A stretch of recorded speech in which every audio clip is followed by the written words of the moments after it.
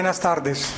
Colegio Altos Estudios de Quirama les presenta un cordial saludo de bienvenida al segundo ciclo de Encuentros Quirama, que en esta oportunidad se hará en el formato de entrevistas. A partir de hoy, cada uno de los 5 miércoles del presente mes de septiembre y siempre de 6 a 6:40, 6:45 de la tarde. Los esperamos.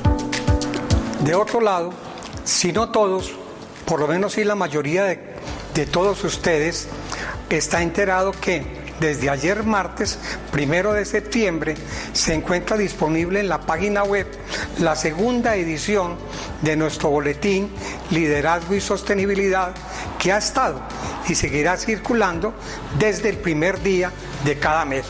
Así entonces, los convocamos para que lo consulten y disfruten la información de todos sus contenidos. Consecuente con lo anterior, tenemos que Encuentros y Boletín son nuestros más recientes productos que, junto con el tradicional y bien evaluado programa Formación Avanzada de Dirigentes FAD, ocupa permanentemente nuestra atención con la consigna inquebrantable de mantener vivo el pensamiento y el ideario de nuestro fundador Jorge Rodríguez Arbeláez. A propósito del FAD, registramos con profunda satisfacción que el pasado viernes 28 de agosto certificamos a un distinguido grupo de ejecutivos que con lujo de competencias cursaron las 100 horas académicas del FAD 2020. Para ellos, nuestras felicitaciones. En cuanto al convenio FAD Empresas Públicas de Medellín, tenemos que el 17 de septiembre terminaremos el grupo 6. El 19 de agosto iniciamos el grupo 7 y el 22 de septiembre iniciaremos el grupo 8. Así entonces estamos capacitando un grupo de más o menos 80 servidores de esa organización. Mirando hacia adelante, tenemos que próximamente abriremos las inscripciones para la programación del año 2021. Tendremos en consecuencia un FAD presencial, 100 horas académicas, que se dictará en el recinto Quirama, entrando un jueves y saliendo al mediodía del sábado. ¿Cómo se reparten las 100 horas? Se repartirán en 5 concentraciones, una mensual. Cuando digo una mensual es un fin de semana mensual, como ya se dijo, de la mañana del jueves a el mediodía del sábado. Ese es el presencial. Pero también tendremos la modalidad del FAD virtual, que se hará con la intención de vincular a otras regiones, otras ciudades, otras localidades por fuera de Medellín, por fuera de Antioquia, sin que eso implique que la gente de Medellín, que la gente de Antioquia no se pueda inscribir a esta modalidad virtual. Con base en todo lo anteriormente expuesto, queda claro entonces que estamos cumpliendo con suma seriedad los compromisos académicos. Muchas gracias.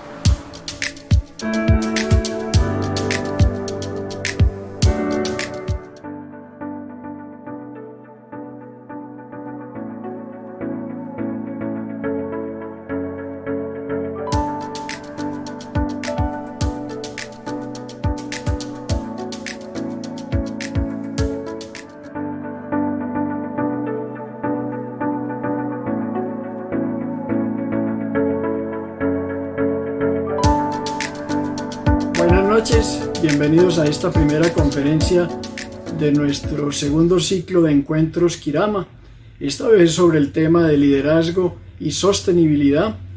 Para esta primera conferencia nos acompaña la psicóloga clínica Margarita Osorio. Ella tiene una maestría en psicología clínica y en filosofía analítica. Por muchos años ha estado vinculado a la docencia y a la academia en psicología clínica, y actualmente se desempeña como consultora en desarrollo humano y organizacional en alianza estratégica con una compañía que se llama Adilog. en la cual es ella consultora asociada. O sea que bienvenidos y muchas gracias, Margarita, por estar con nosotros. Te voy entonces a hacer la primera pregunta y es la siguiente. Por muchos años pensadores vienen hablando de que estamos ante la emergencia de un paradigma nuevo o un nuevo paradigma civilizatorio.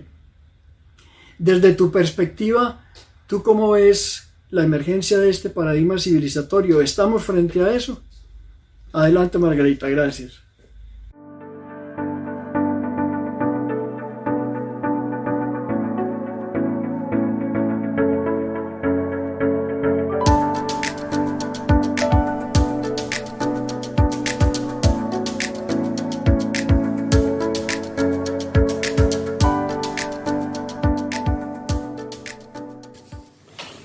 Un saludo muy especial a la audiencia y en especial a todo el equipo de dirección del Colegio de Altos Estudios de Quirama, quien tuvo la deferencia de invitarme a participar de estos encuentros que son supremamente valiosos dentro de mi perspectiva de mundo. Poder compartir estas visiones con ustedes es un gran privilegio. Muchas gracias a Mauricio por la confianza que ha depositado en este proceso y esperamos podamos estar a la altura del pensamiento que queremos proyectar. Hay un tema que es muy bello, o sea, cuando me invitan a participar con ustedes en este proceso de pensamiento, el marco en el cual se quería o se ha querido trabajar es liderazgo y sostenibilidad. En ese gran marco, pues yo creo que son muchos los temas que se podrían desplegar, pero hay uno en especial que es al que me tiene el llamado y es ¿qué es el estar asistiendo a un nuevo paradigma civilizatorio? Primero es una afirmación que aparece en la invitación, pero yo quisiera volverla una gran pregunta. ¿Estamos asistiendo a un nuevo paradigma civilizatorio? ¿Qué llamaríamos nosotros un nuevo paradigma? Y esa respuesta también, así como la pregunta es osada, la respuesta también va a ser muy osada. Quiero hablarles no desde disciplinas ajenas a mí como la sociología o la antropología en términos de formación, quiero hablarles desde la psicología. O sea, ¿qué piensa la psicología al respecto de esta pregunta y de este marco de actuación de esos nuevos paradigmas a los cuales estamos asistiendo?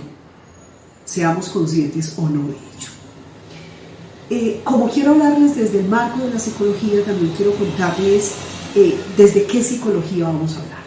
Es una psicología que está enmarcada en la conciencia, en el darme cuenta, en el proceso de pensarnos el alma o de pensarnos el acontecer de la vida humana.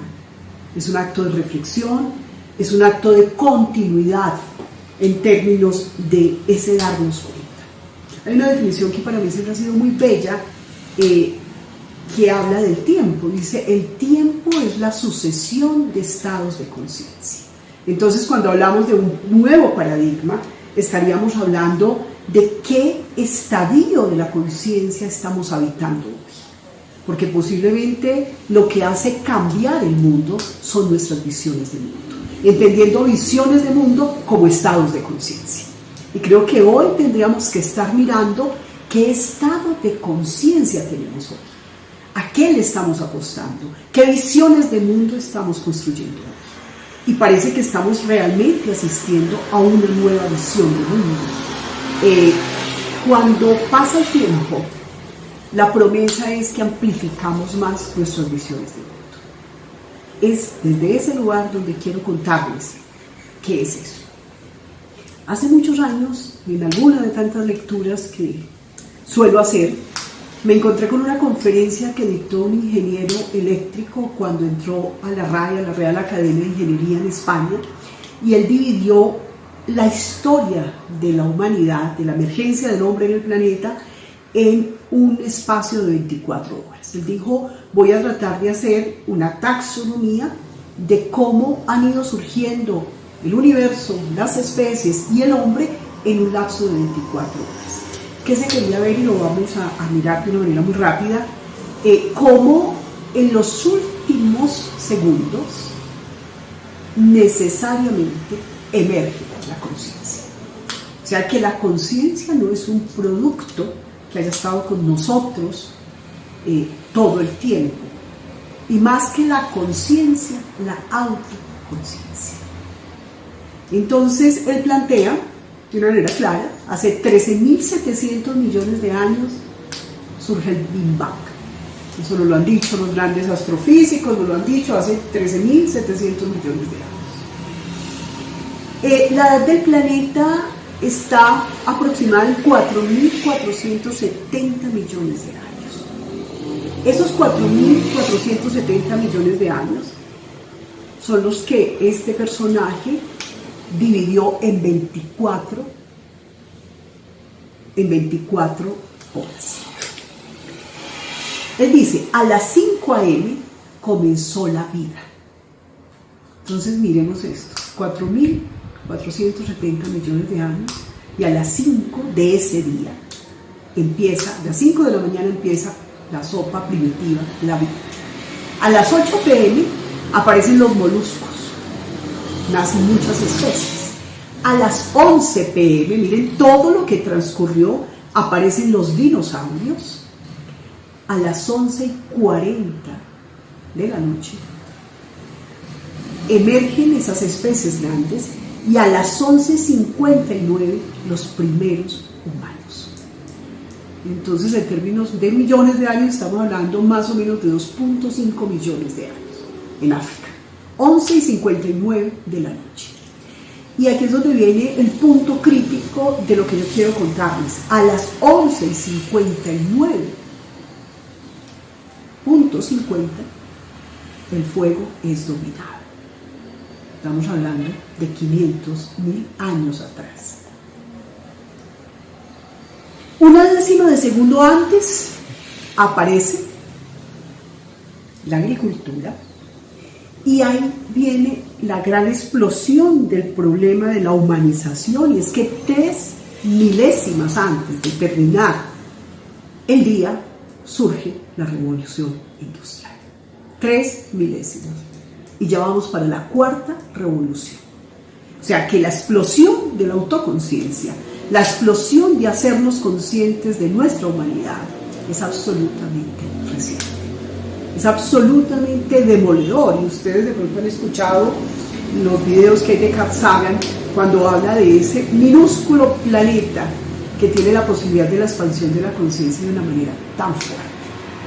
Entonces yo quisiera con este preámbulo poderles contar que hemos dedicado millones de años para hacernos conscientes, millones de años para ser lo que somos desde nuestras visiones del mundo. Miren que yo no les estoy hablando de evolución biológica, no les estoy hablando de Homo sapiens en términos de ese correlato antropológico, les estoy hablando del correlato de lo que hemos pensado, de lo que hemos sido conscientes, de lo que hemos ido armando.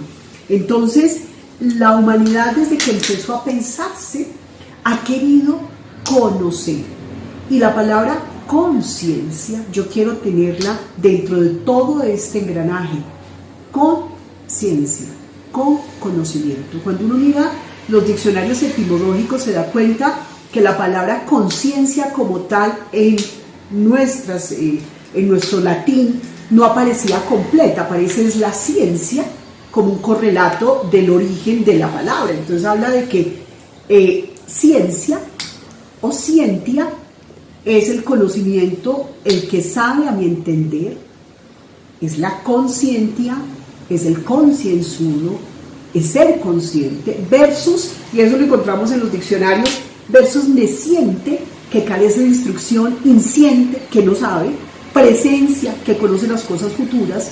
De ahí nace toda la línea de lo cognitivo, el cognoscere, que necesariamente nos permite tener nociones y salir de la admisión o de lo ignoto, de lo ignorante, de lo no conocido, y a partir de eso hay una diagnosis, un discernir, un pronóstico. Y hay otra palabra que se nos une al problema de la conciencia, o sea que ya estamos diciendo que conciencia va absolutamente entramada con el tema de conocer, con el tema de ver, como decían los griegos. Para los griegos ver es luz, es iluminación. Entonces la conciencia es un proceso de iluminación que se ha venido dando a través de los años, de los miles de años, y posiblemente hoy sí conocemos más. Pero lógicamente al conocer más también tenemos más fuerza en el tema de la inconsciencia.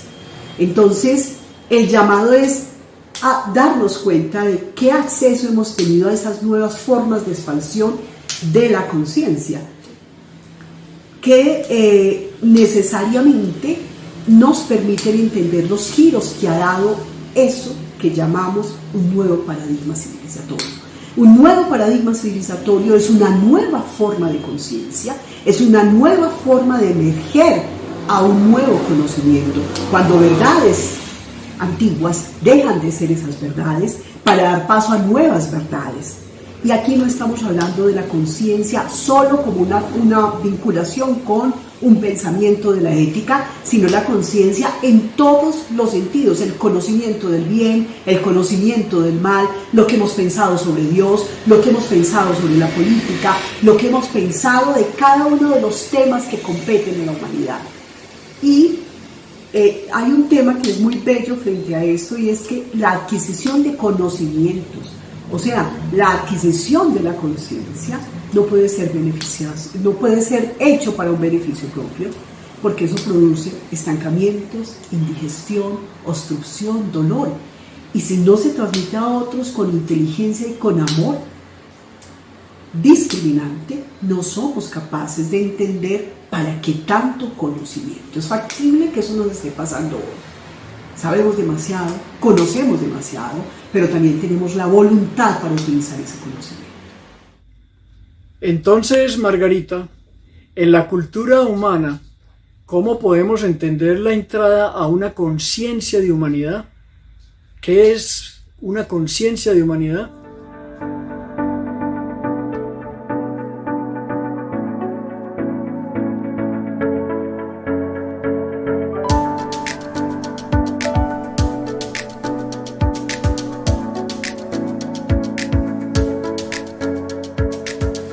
Al estar hablando de cómo emerge para la psicología ese nuevo paradigma civilizatorio, pues es claro que el mensaje más importante es un nuevo estado de conciencia, ¿sí? Es una nueva realidad dentro de las visiones del mundo que la humanidad ha ido adquiriendo. Un ejemplo tan simple como esto: en la época de los grandes conquistadores, 7000 años atrás, Gengis Khan, Atila el Huno, no existía un código ético ni de valor que dijera han cometido delitos de lesa humanidad. O sea, un delito de lesa humanidad es hoy, por el nivel de conciencia que hemos adquirido, porque hemos refinado nuestras visiones del mundo, nos hemos humanizado, y quiero que entendamos aquí humanización como la posibilidad de pensarnos con mucha más profundidad la vida y nuestra existencia. Entonces, que hoy hablemos de delitos de lesa humanidad nos hace asistir realmente a ese nuevo paradigma.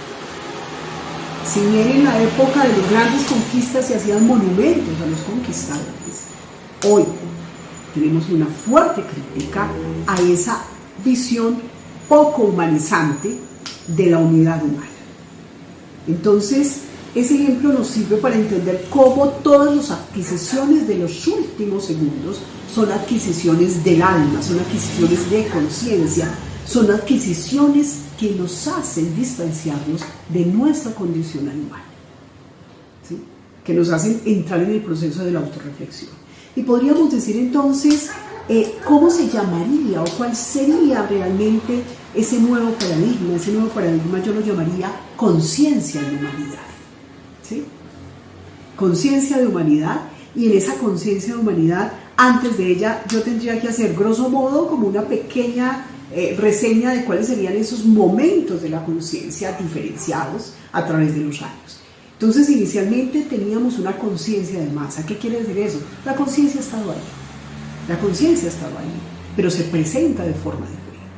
Entonces, la conciencia de masa era una conciencia indiferenciada de la humanidad, donde apenas estábamos alejándonos de nuestra condición animal, donde estábamos aprendiendo a sobrevivir, donde nuestras necesidades eran exclusivamente biológicas y donde con el tiempo empiezan a surgir nuevas necesidades que tienen que ver con condiciones del más allá, y es cuando de visiones naturalizadas de las divinidades y de los dioses pasamos a visiones metafísicas de la vida.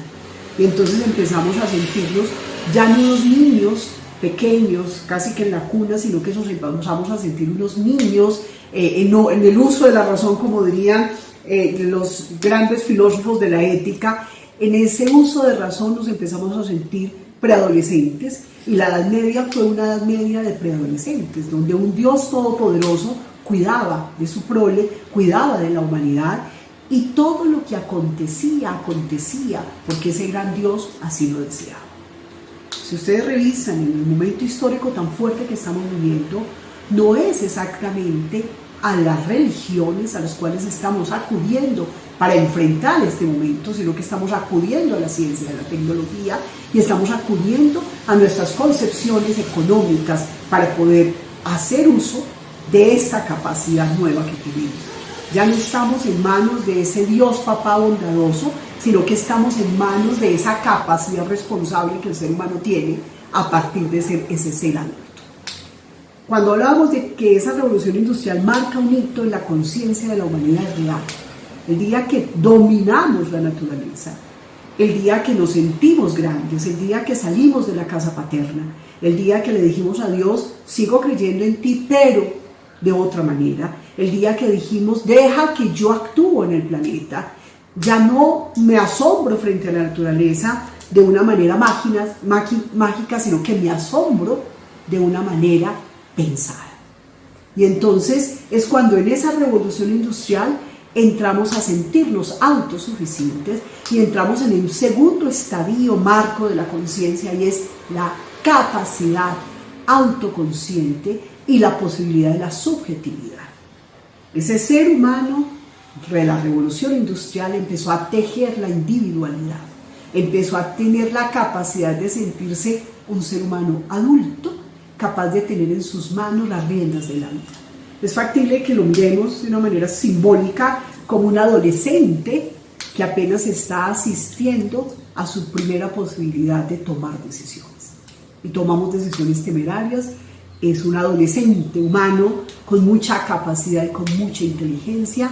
Desarrollamos rápidamente un ego muy fuerte, y con ese ego desarrollamos una profunda individualidad.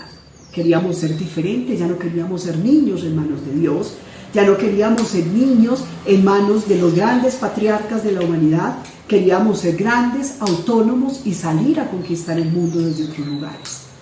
Nos fuimos llegamos a momentos tan críticos como hacer marketing de sí mismo, llegamos a momentos tan críticos donde la diferenciación era más importante que parecerme a otros, llegamos a entender que la valía personal era supremamente importante, y empezamos a trabajar de una manera profunda los derechos humanos, pero esos derechos humanos empezaron a ser derechos individuales, y necesariamente empieza a aparecer la sombra de ese segundo momento de la conciencia. Y es, ¿qué pasa con el otro? Dejé de mirar al otro, dejé de mirar quién era, y aparece un tercer estadio, que ahí es cuando digo que ese sería esa nueva forma que hoy estamos queriendo ver de el proceso de la conciencia de humanidad. Conciencia de humanidad que necesariamente se tiene que pensar el problema de la sostenibilidad, porque la sostenibilidad no es un problema individual, no es un problema de egos personales, la sostenibilidad es un problema de humanidad.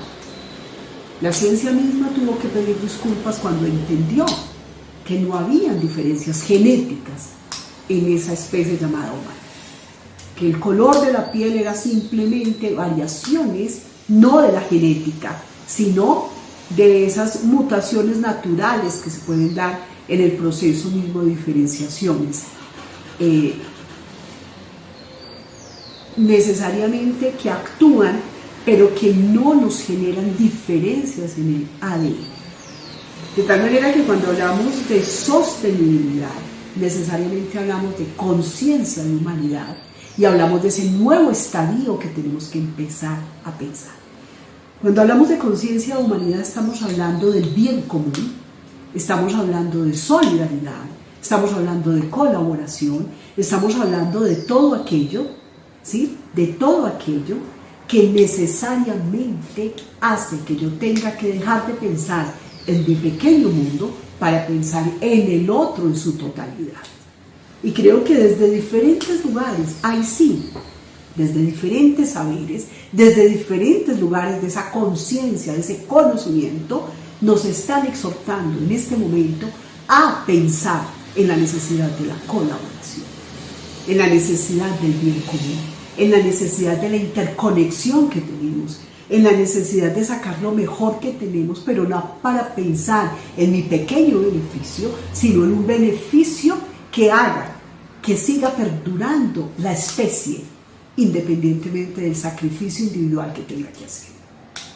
Ese es el gran sentido de este momento histórico. Entonces, de una u otra manera, hablar de conciencia de humanidad es hablar de conciencia grupal, es hablar de amar al otro independientemente de que no sea conocido.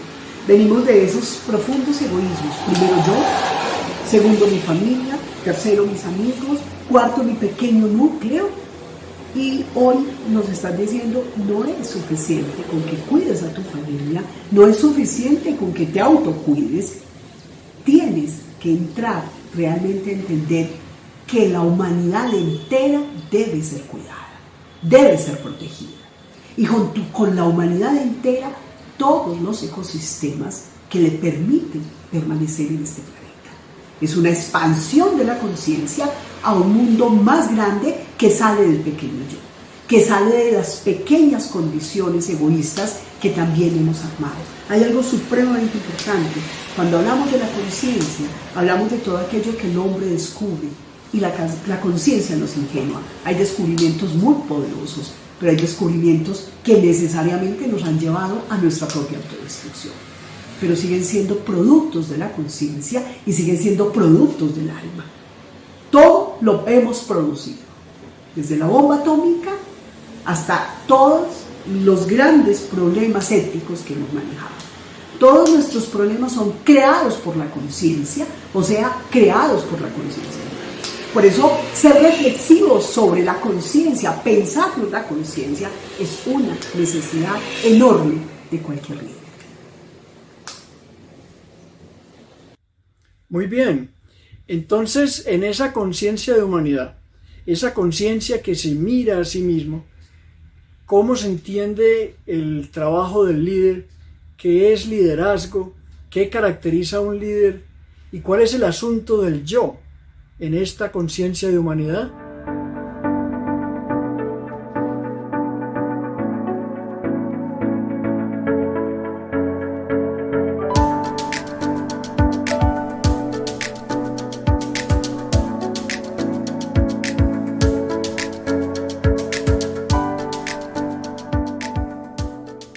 Venimos hablando de la emergencia de ese nuevo paradigma desde la psicología que se llama conciencia de humanidad. Indudablemente es un concepto supremamente nuevo para los colectivos, inclusive para la misma academia. Sin embargo, creo que es bueno empezar a colocar los nombres. Como se dice, el nombre crea. O sea, el nombre es la expresión de la conciencia. Y si nosotros empezamos a hablar y queremos pensarnos el tema de la conciencia de humanidad, es un tema a reflexionar, a amplificar dentro de esa conciencia que se mira a sí misma. Cuando se habla de conciencia de humanidad, se habla de conciencia del grupo. Y los que están acá sentados seguramente que con sus responsabilidades de liderazgo siempre han tenido que direccionar grupos humanos. Ustedes no administran individualidades, ustedes no administran personas individuales, ustedes administran una conciencia colectiva. Ustedes administran todo un ejercicio de grupo y muchas de las decisiones que ustedes toman tienen que ser decisiones dentro de un marco de conciencia de humanidad, porque si son tomadas desde nuestros pequeños egos, tendemos a equivocarnos. Y por eso quisiera entrar entonces en un tercer apartado que también funge como pregunta, y es ¿cómo entramos en el pensar de la conciencia de la humanidad?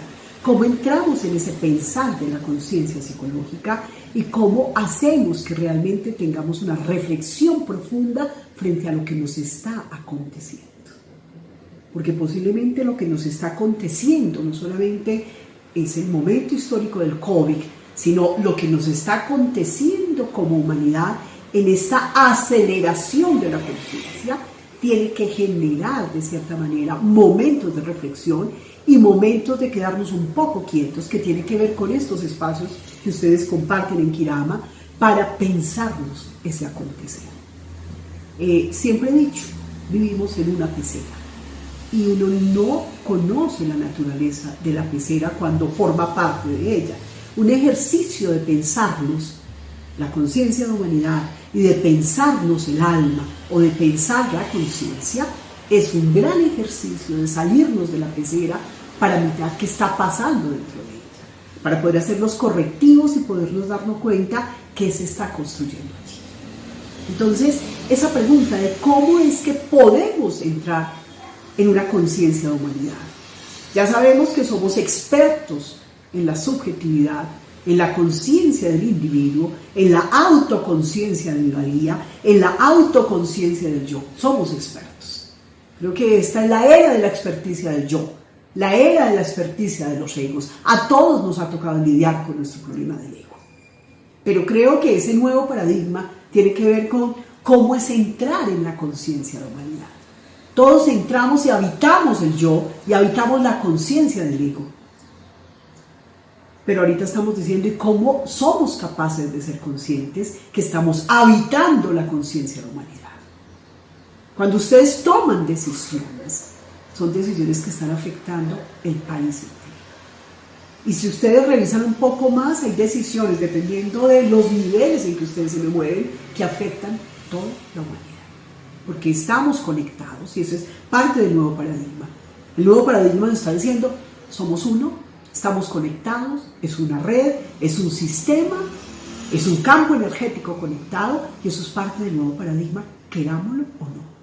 Por lo tanto, la conciencia está ahí y la conciencia nos conecta. Y por eso esos mismos discursos están en todos lados. Me llamó mucho la atención, y de las primeras homilías que dio el Papa, hubo una que me llamó mucho la atención y habló de que todos andábamos en el mismo barco. Yo no pensaría tanto, de pronto desde posiciones más sociológicas, antropológicas, la gente podría decir, los barquitos todos son diferentes y unos están más cachaquitos que otros. No me quiero detener en esas diferencias, me quiero detener en la gran concepción de que es una sola barca. Y cuando hablamos de una sola barca estamos hablando de los mismos problemas y estamos hablando de las mismas angustias de la humanidad y estamos hablando del mismo acontecer de la conciencia. A todos nos está tocando pensar en todos. Cuando alguien piensa en sí mismo, ya perdió. Y por eso cuando estamos en la línea del empresariado, cuando estamos en la línea de las direcciones de las grandes instituciones, no hay forma de pensar como individuo, hay que pensar como colectivo, y en el colectivo se piensa en el bien común, el máximo bien para el mayor número de personas. Eso es parte de la conciencia de la humanidad. Entonces, ¿cómo entramos en esa conciencia? Tipsitos de esa conciencia.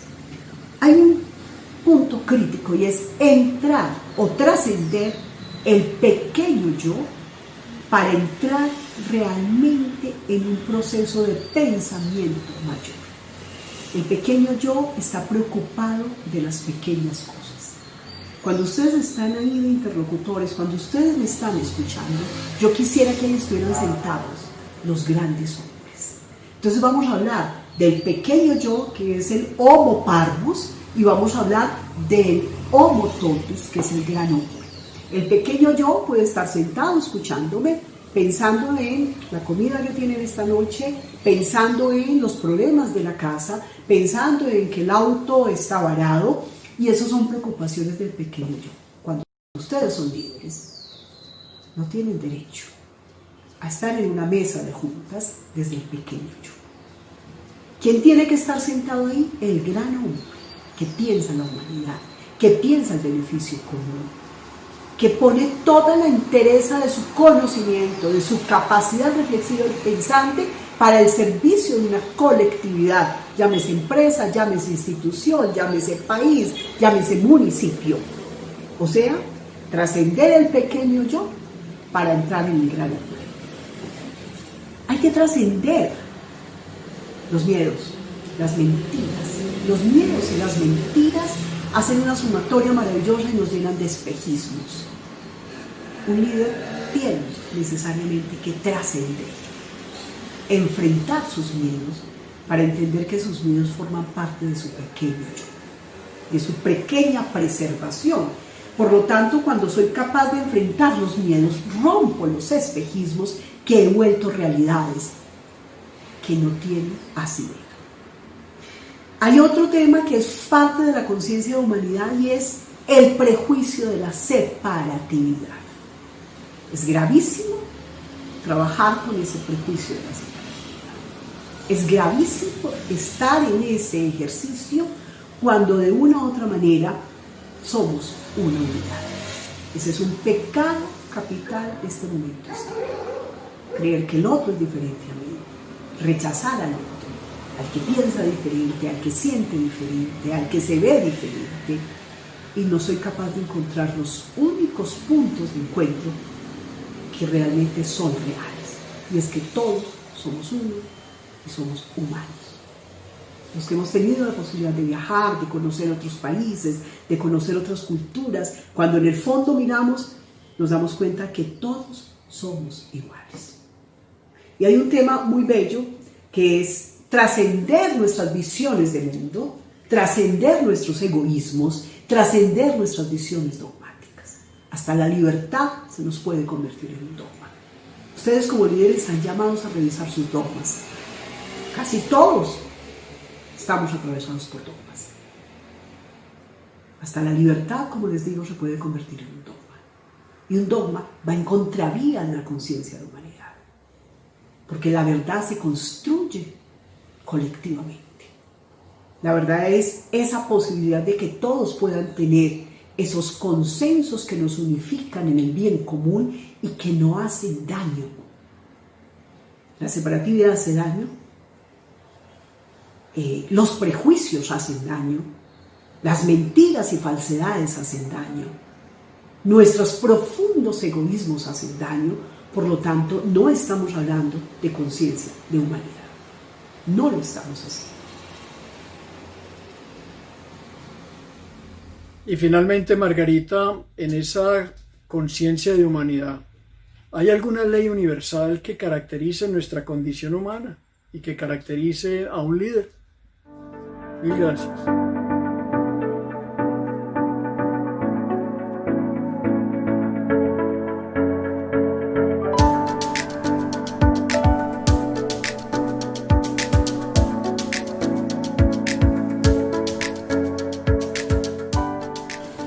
Venimos entendiendo que esta nueva visión de una conciencia de humanidad es muy compleja de ir entendiendo, porque si bien estamos asistiendo a su apertura, todavía no somos capaces de verlo.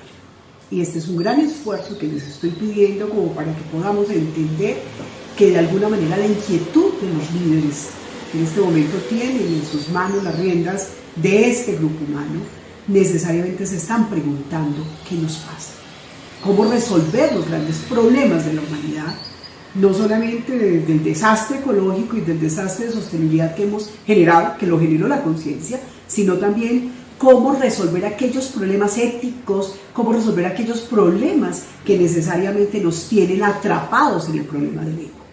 Entonces, casi que aparece un cuarto momento dentro de esta expansión de lo que quiero contarles, y es cómo hay una ley natural para la conciencia de la humanidad que se llama servicio, ¿sí? Y resulta que el servicio es elevar el nivel de conciencia de la humanidad.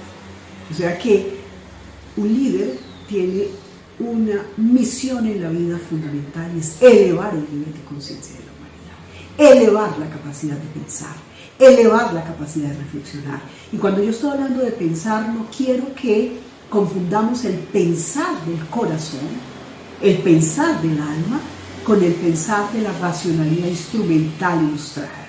No es unos datos de mucho conocimiento erudito, no es la enciclopedia lo que yo les estoy pidiendo. Les estoy pidiendo una profunda reflexión sobre la existencia, donde pienso en el corazón y es cuando puedo amplificar y entender qué es conciencia de humanidad y qué es servirle a la humanidad. Responsabilidad fundamental del líder, servir. Y entonces, al servir tenemos que tener en cuenta otros parámetros y otros puntos que se nos suman a cómo entramos a una visión de humanidad. Los griegos nos llevaban una ventajita, yo decía que medio históricos en este sentido. Ellos como tal no tenían una religión, ellos tenían una visión de mundo consciente y de una u otra manera por eso no podemos decir que tenían una teología, pero sí tenían una gran capacidad de penetrar en el logos, de penetrar en aquello que vuelve la conciencia palabra, el logos. La palabra se hizo carne, como nos dice Occidente y su religión, y la palabra de cierta manera es muy importante. Es más, siempre se nos ha exhortado: díganlo lo mejor que puedas. Cuando a mí me dicen dilo, di de la manera que mejor puedas, me estás exhortando a pensar, me estás exhortando a tener que entrar en la profunda reflexión del pensamiento. No hay cosa más bella, como dicen algunos literatos, no hay cosa más bella que una mente bella. Y cuando hablamos de una mente bella, estamos hablando de una mente que penetra en el pensamiento, que nos da ideas generativas, que nos da ideas que nos permiten amplificar la conciencia, que es los famosos eurekas de nuestros grandes investigadores, de aquellos que han querido perseguir el enigma y poder encontrar nuevas formas de ver el mundo. Creo que el conocimiento es inherente, es instintual en la humanidad, y esto nos tiene donde nos tiene, con errores y con equivocaciones todas, pero siempre nos tiene en un proceso permanente. Barker, el obispo de la Edad Media, hablaba de que el alma siempre piensa, o sea, la conciencia de la humanidad siempre ha estado en permanente proceso. Y volviendo a lo de los griegos, hay algo muy bello. Desde tiempos inmemoriales nos habían dicho: hombre, conócete a ti mismo y cuídate de ti. Conociéndote, conoces a tu hermano y cuidas de él. Ha sido un principio délfico, el oráculo habla. El oráculo a lo largo de los siglos nos ha contado esto, pero somos un poco necios para escuchar. Y hoy vuelven a resonar estas palabras, y parte de amplificar la conciencia y llegar a una conciencia de humanidad es el ejercicio de conocerte y es el ejercicio de reflexionar sobre ti mismo. ¿Sobre qué tienes que reflexionar? Sobre aquello que se volvió natural en ti como ser humano. Se volvió natural en el ser humano su egoísmo. Se volvió natural la crítica, se volvió natural el separatismo, la suspicacia, las proyecciones, se volvió natural los daños, el miedo. Y por eso cuando decimos que la conciencia es contra natura, es una conciencia que despierta, se amplifica y entra a ser absolutamente crítica del estado anterior de la conciencia. O sea, la conciencia hace crítica de su propia construcción. Y hoy tenemos que hacer una crítica profunda a la construcción egoísta que hizo la conciencia. Entonces, sí, el egoísmo es natural, la empatía es contra natura. Y por eso nos cuesta tanto trabajo entrar en cánones de la empatía. Recuerden que la empatía no es simpatía, no son buenos modales sociales. La empatía es entender que el otro es mi hermano, es entender que el otro sufre como yo, es entender que el otro también tiene necesidades, es entender que el otro es tan humano como yo. Pero volvemos al tema. La conciencia cada vez actúa contra natura. Llegamos a un pino, llegamos a un nivel de la conciencia, nos parece muy cómodo, nos asentamos en él, tenemos grandes logros con él, como ha sido el logro del siglo XIX y XX, y hoy estamos diciendo, uy, señores, un logro maravilloso, pero parece que les toca trascender ese logro para entrar en una nueva octava de la conciencia. Vuelvo y repito, la conciencia es contra natura, porque está criticando lo que alguna vez fue preciado, y alguna vez fue bueno, y alguna vez creímos que había sido el gran logro de la humanidad. Claro, la individualidad fue un gran logro de la humanidad, pero ya hoy es un pecado. Y ese pecado lo tenemos que trascender y es contra natura. La crítica No hay cosa más natural en nosotros que la crítica. Y hay algo anti y contra natura que se llama la compasión. Amar el amigo, amar el que está al lado, amar el que se parece, amar el que piensa como yo, es muy fácil. Pero tener compasión y amor profundo por ese otro que no conozco y por una humanidad sin rostro aparente que me dé cercanía es contra natura. El separatismo es natural. Nos encanta segregar, taxonomizar, clasificar, segregar. ¿Qué es lo contra natura? La inclusión. ¿Qué es contra natura? Estar todos sentados en la misma mesa. La suspicacia. Somos desconfiados por naturaleza. Somos desconfiados desde muchos lugares. Construimos la desconfianza. Años construyendo desconfianza y estamos diciendo, contra natura, confía. Contra natura. La confianza hoy es contra natura. La verdad, y no la verdad de la racionalidad, sino la verdad del acontecer del alma humana, la verdad de aquello que nos amplifica la reflexión sobre sí mismos contra natura.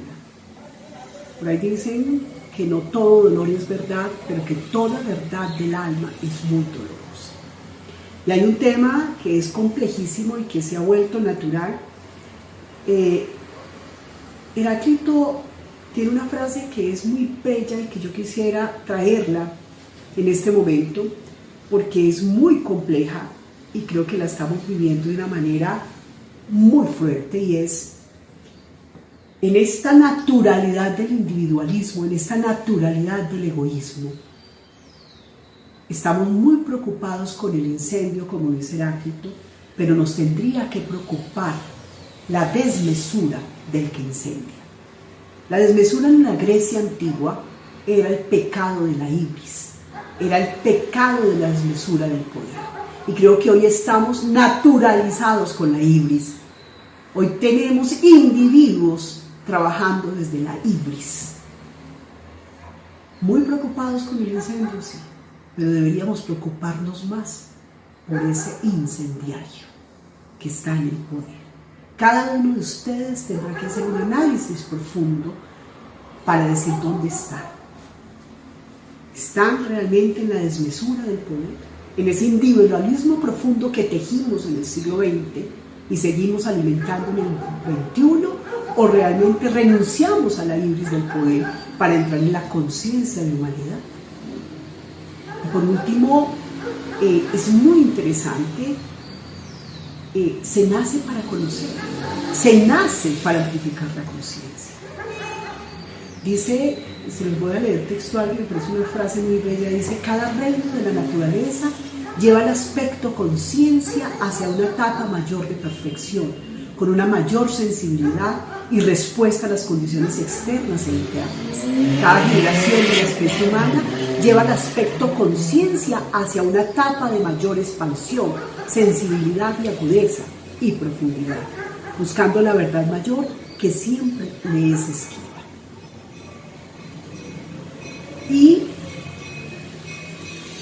diciéndoles que esa ley del servicio es una ley de todo mundo, terminaría con esta frase: el verdadero servicio es la emanación espontánea de un corazón amoroso y de una mente inteligente. Es el resultado de hallarse en el lugar correspondiente. Cada uno de ustedes está donde tiene que estar para prestar ese servicio, que es elevar el nivel de conciencia de la humanidad.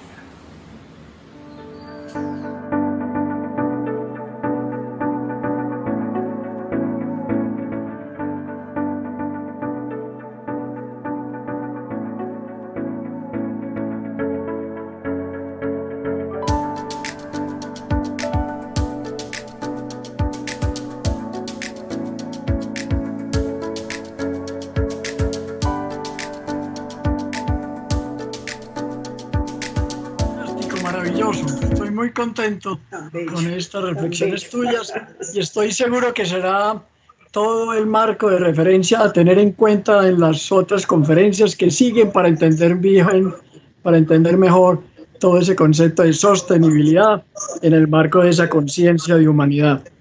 Mil gracias de nuevo. Tenemos ya una pregunta de alguien que nos estaba escuchando o que te estaba escuchando, Marta Piedad Lopera, quien se pregunta o te pregunta cómo formar una conciencia para el bien común. Adelante. Muy bien. Yo creo que hay un tema que es maravilloso cuando empezamos a entender que las construcciones de la conciencia han sido maravillosas en su momento. O sea, cuando estábamos hablando de que cuando construimos la individuación, la individualidad, la conciencia del yo, la subjetividad para las ciencias antropológicas, sociológicas, filosóficas, pues fue un logro de la humanidad inmenso. Entonces, lo más duro es tener que renunciar a nuestras grandes construcciones. Eso fue una gran construcción y hoy estamos diciendo, tenemos que renunciar para que emerja una nueva posibilidad. Cuando yo construyo yo y un adolescente va construyendo su yo, cuando somos jóvenes, casi que el yo se convierte en una gran necesidad de construcción para poder dar cabida a eso que sigue. Y es cuando yo tengo que mirar al otro. Entonces, lo primero que yo diría es, tengamos en cuenta que es un proceso natural de la conciencia, pero yo tendría que hacer un esfuerzo muy grande para tumbar lo que ya fue creado y entrar en la conciencia de humanidad en el grupo. Es cuando tenemos necesariamente que hacer una profunda relación con el pensar del alma. Los grandes filósofos han escrito sobre qué es pensar, ¿sí? Resulta que pensar no es la racionalidad ilustrada, sino que pensar tiene que ir de la mano con lo que habíamos dicho, con ese principio délfico. Conócete a ti mismo y cuídate de ti. Voy a ampliar un poco esto. Para la persona que nos está hablando me parece muy interesante la pregunta porque esto es como algo que estamos empezando a discutir, algo que estamos empezando a hablar. Y es el tema de cuando yo me conozco una parte importantísima de mí, se llama la sombra. O sea, conozco todas las dificultades que con el yo emergieron. Todo lo que, esa lista que hicimos de egoísmos, de separatismos. Por lo tanto, conocer es tratar de entender qué sombra tengo. Solamente cuando me conozco es que puedo ver mis luces y mis sombras. Cuando yo soy capaz de ver mis sombras, soy capaz de trascender de cierta manera o de integrar la sombra. Entonces, si yo me conozco, cuido mi sombra. Si yo me conozco al ser humano y puedo cuidar al ser humano de su sombra. Y creo que esa es una maravilla, porque cuando estamos hablando del conocimiento de sí mismo, no estamos hablando de ese acto egoísta, estamos diciendo, tienes que entender que eres uno con la humanidad. Y en la medida que despiertas esa condición de humanidad, empiezas a entender qué pasa con esa emergencia de la conciencia en el otro. Soy capaz de cuidar al otro de sus propios separatismos, de sus propios egoísmos, de sus propios procesos. Por lo tanto, esa profunda reflexión, que es entrar en el pensamiento, es muy importante. Cuando decíamos pequeño yo, gran hombre, estamos diciendo que el pensador no puede ser el pequeño yo. Los alemanes tienen una tradición filosófica bellísima. Ellos dicen, hay que matar al pequeño yo para entrar en la recámara del pensamiento. Entonces el pequeño yo, como les decía, es el pequeño yo que piensa en lo que va a pasar más tarde, que piensa en los problemas cotidianos que están en la casa, que piensa en los problemas que tengo con mi jefe, que piensa en aquellas cosas y se sale del texto del pensamiento. Cuando estamos en una conferencia como esta, necesitamos estar con el gran hombre, con esa gran mujer, con ese gran hombre que es capaz de pensar estas abstracciones y volverlas concretas. Entonces también la reflexión exige momentos. No siempre vamos a poder estar en el gran hombre, no siempre vamos a poder estar pensando en el gran hombre. El de a pie tiene que salir. Es una dialéctica entre el pequeño yo y el gran hombre. Por lo tanto, cuando entramos en la reflexión, estamos entrando en una faceta del pensar que todos necesitamos desarrollar. Y yo siento que Kirama es lo que hace, es invitarlos a ustedes a una profunda relación con el pensar del corazón.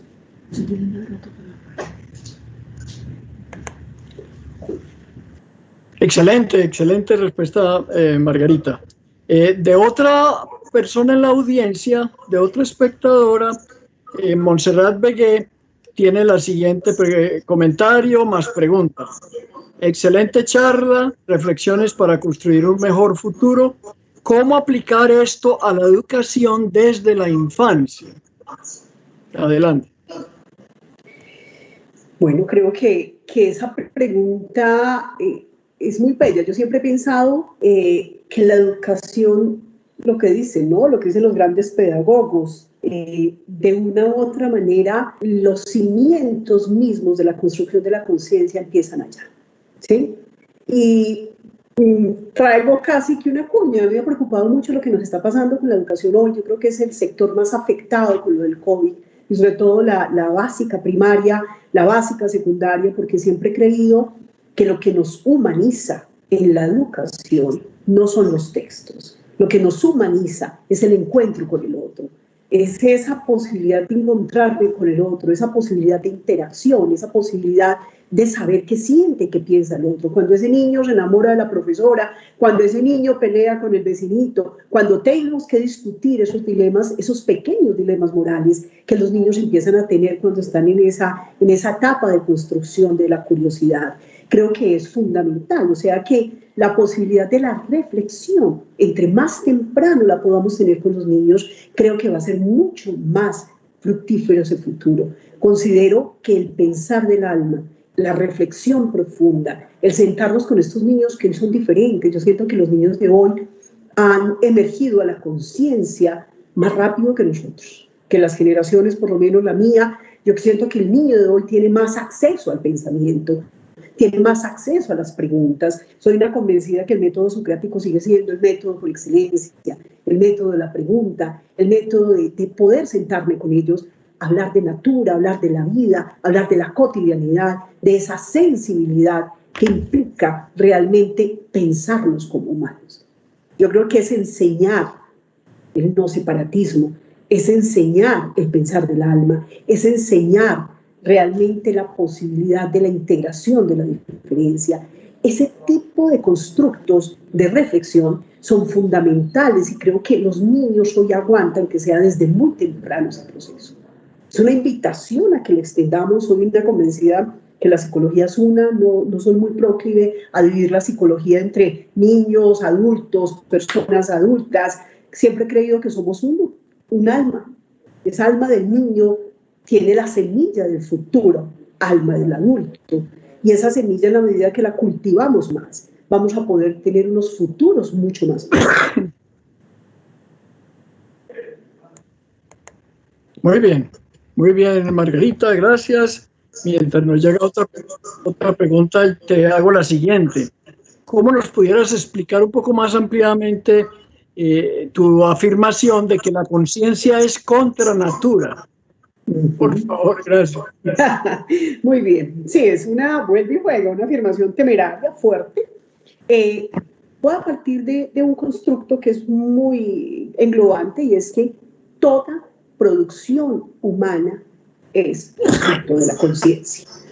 O sea, a Jung, Carlos Gustavo Jung, le preguntaron en alguna de sus entrevistas que quién había ido a la luna, y él dice el alma humana. Con eso estaba diciendo las producciones científicas, las producciones técnicas, las producciones éticas, las producciones políticas, inclusive la producción del bien y del mal, es un tema de la conciencia, ¿sí? Entonces, ¿qué pasa? Cuando yo accedo a una octava superior de la conciencia o entro en una nueva dinámica de la conciencia, lógicamente la antigua forma de ver el mundo desaparece y emerge una nueva forma. A medida que vamos reflexionando sobre sí mismos, nos damos cuenta que para hacer grandes transformaciones desde la conciencia, yo tengo que ir en contra de mí mismo. Yo tengo que tumbar mis propias verdades para entrar en una nueva lógica. Hay una frase que se utiliza mucho cuando se hace formación de liderazgo, y es el tema de salir de la zona de confort. Yo tengo una idea de la famosa zona de confort como si fuera la natura de la conciencia, ¿sí? Si para ti es natural levantarte todos los días a las 5 de la mañana a hacer ejercicio, eso es natura en ti. Pero un día de tantos alguien te dice, mira, no vas a poderte volver a levantar a las 5 de la mañana por X, Y razón, entonces tienes que hacer un esfuerzo para ir en contravía de ti mismo, y eso empieza a ser contra natura. Entonces lo que hemos dicho, si nosotros hemos naturalizado la individualidad, el ego, ¿sí? Wall Street fue la gran expresión del ego del siglo XX. O sea, cuando ese marketing del ego era lo natural del momento, era lo loable, era lo que la conciencia colectiva estaba. Y un día de tanto entendimos que eso como que no era tan bueno. El día que el mundo se destortilló, 2008, se nos cayó el mundo, se nos cayó la bolsa, se nos cayó el proceso del neoliberalismo, y nos ha tocado empezar a pensar que tiene que haber otras formas de. Y es tan difícil entrar en contra natura que mira que el capitalismo salvaje, herido de muerte, sigue estando. No es fácil entrar en ese contra natura, es contra lo que en algún momento naturalizamos. Y por eso expandir la conciencia es siempre contra natura, o sea, contra nuestros propios principios de la conciencia. La conciencia que se mira a sí misma y se evalúa a sí misma a través de la reflexión. Muy bien. Hay una última pregunta, porque también queremos cumplir con la audiencia de que cerca de las 7 de la noche. Entonces, hay una pregunta que nos hace Juan Carlos Pérez. ¿El pensamiento de las organizaciones están hoy motivadas por esa conciencia? ¿Cómo pensar la gerencia de hoy desde esta conciencia? Muy bien. Yo he tenido un criterio a través de mi experiencia con las organizaciones, y es este. Siempre he creído que la cultura organizacional, que es el alma de la organización o la conciencia de la organización, es casi que imposible de transformar per se, porque es como quien dice la personalidad, ¿sí?, de la organización. Y siempre he dicho, la personalidad de la organización es superior al individuo. Entonces, esa es una premisa con la cual quiero empezar a dar la respuesta. ¿Por qué? Cuando tú vienes de una organización que tiene un alma, como llamo yo, neurótica, son ordenados, organizaditos, sus funcionalidades, sus procesos, sus jerarquías están muy diseñados, y me voy para una organización que no tiene esa misma cultura, yo entro al choque profundo con esa otra cultura. Entonces yo entro y me doy cuenta que no están ordenados, me doy cuenta que, y posiblemente sea muy doloroso acomodarme, pero al mes yo ya me acostumbro a una cultura que no es tan ordenada, porque la cultura es superior al individuo. Y la segunda premisa es: el líder define cultura. Entonces, claro, esa pregunta que haces es muy importante, y lo que estoy diciendo es que ustedes como líderes están definiendo la cultura de las organizaciones. Y entonces, ¿dónde van ustedes en su nivel de conciencia? ¿Dónde van ustedes en su estadio de la conciencia? ¿Dónde van? Porque es hacia ese lugar donde van a llevar la cultura organizacional. Casi que las organizaciones todo el tiempo están pensando, ¿qué quiere el jefe? ¿Llegó de mal genio? Todos quieren leer qué quiere el jefe, cuál es lo que nosotros llamamos el pensamiento gerencial. Entonces hay que hacer una revisión de los pensamientos gerenciales, de los liderazgos que están hoy, del líder que soy, para entender hacia dónde estoy direccionando, ¿sí? Hacia dónde estoy. Todavía estoy en mentalidad del siglo XX, todavía estoy en mentalidad de la gran competencia y del gran individualismo, todavía estoy pensando en mi pequeño yo, o realmente estoy entrando en unas visiones colectivas y en unas amplificaciones del mundo. Soy una convencida que la conciencia de humanidad y la posibilidad de la inclusión y la capacidad de trabajar la conciencia grupal trae unos beneficios enormes a las organizaciones. Casi que la productividad y la eficiencia se viven por sí solas, ¿sí? Pero cuando soy capaz, porque es que sin darnos cuenta, todo lo que hacemos es para el otro, todo. Hasta cuando quiero tener un ego grande, hasta cuando quiero ser famoso. O sea, cuando quiero famoso es para que para mí mismo, no, yo quiero ser famoso para que el mundo me reconozca, ¿sí? O sea que si nos revisamos, todo lo que hacemos es para el otro, todo. Entonces, efectivamente, la revisión de ese liderazgo, de mi conciencia, de mi lugar del ego, de mi lugar de mi pequeño yo. Por ejemplo, cuando se entra a una junta directiva, ¿quién entra a la junta? ¿El gran hombre o el pequeño yo? Porque es que si a la junta entra el pequeño yo, ya perdimos el año. Porque entró mi egoísmo, entró mi pequeño mundo, entró la necesidad que tengo de almorzar al mediodía, entró la necesidad de arreglar las cosas con mi pareja, pero en ningún momento entró la humanidad. Y resulta que en una gerencia, en un comité de gerencia, en una junta directiva, se está trabajando, de cierta manera, decisiones sobre humanidad. Y humanidad que ni conocemos. Y están en nuestras manos. Entonces mi invitación es a ser absolutamente responsables con las decisiones que la vida nos regala. Son círculos de poder. O sea, todos tenemos círculos de poder. Unos poderes más pequeños, otros más grandes. Eso depende de lo que la vida te hubiera regalado.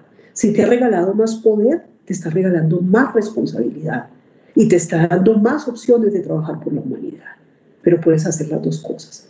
En estos días vi una encuesta, seguramente que ustedes la vieron, ¿no? Que le preguntaban a 20.000 personas cuáles eran los países más corruptos del mundo. Y Colombia salió en el primer lugar. Esto es de ahora de 8 días. Y la definición que ellos tenían de corrupción era bien interesante. Decía, la corrupción es utilizar el poder para beneficio personal. Esa fue la definición de la encuestadora, que me pareció una definición maravillosa. Y creo que ese es nuestro gran pecado capital en el país. Tenemos el poder para trabajar para nuestros beneficios personales. O sea, si no trascendemos el pequeño yo, creo que no vamos a hacer un liderazgo de humanidad real. Excelente, Margarita, mil gracias. Nos podríamos quedar un buen rato y no es una formalidad pues decirlo como un lugar común, sino que es de verdad. Creo que has hecho unas reflexiones que nos van a ayudar mucho a formar nuestra conciencia crítica, a preguntarnos qué tanto estamos en esa conciencia de humanidad y a partir de nosotros mismos pues, difundir y explayar esto hacia el pensamiento pues, de humanidad. Porque estamos todos tan interconectados que hacemos cada uno de nosotros una pequeña diferencia o una gran diferencia. Y Dios te pague. Muchas gracias. A ustedes por la invitación, a ustedes por la confianza. Espero que realmente sea un aporte a la conciencia de humanidad. Creo que nos quedó claro, el servicio a la humanidad es elevar el nivel de conciencia. Y que así es la sea. gran invitación. Que así sea. Muchas gracias. Y a toda la audiencia, nos encontramos dentro de 8 días en que ya vamos a seguir mirando estas variaciones que le vamos a proponer a ustedes sobre la sostenibilidad desde otras miradas y desde otras variables. Muchas gracias, difundan nuestra invitación de las conferencias que siguen y feliz noche a todos y que descansen. Gracias. Gracias, Margarita. Gracias.